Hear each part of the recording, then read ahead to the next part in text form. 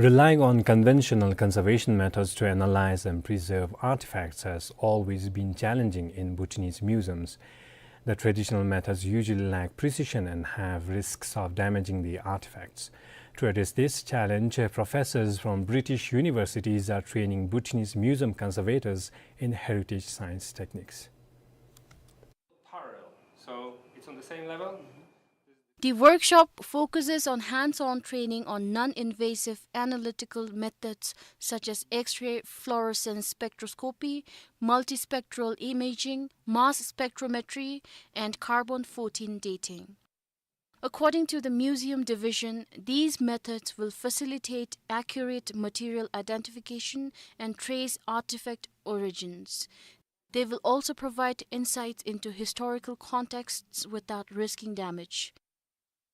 Additionally, these scientific techniques support conservation by analyzing environmental factors and material degradation, allowing conservators to implement measures that prevent damage before it occurs. With the introduction of advanced scientific techniques in heritage preservation, there's more precision now. And also it offers for opportunities for non-invasive preservation techniques where we can actually care for our cultural artifacts better.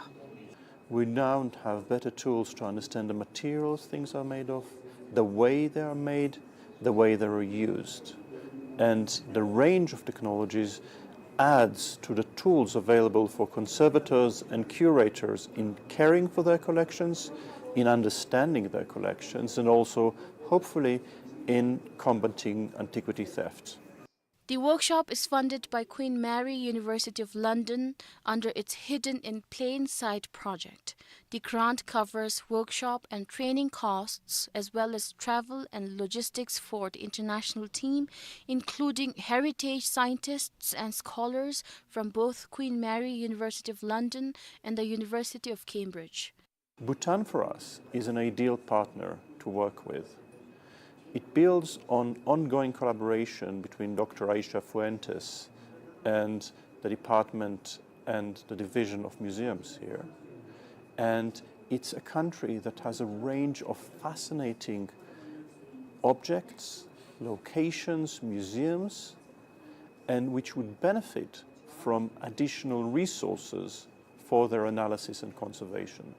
Currently, the country has 3 museums listed under the Museum Division: the National Museum of Bhutan in 𝗏𝗏, the Royal Heritage Museum in 𝗘𝗄𝗏, and the Textile Museum in Thimphu.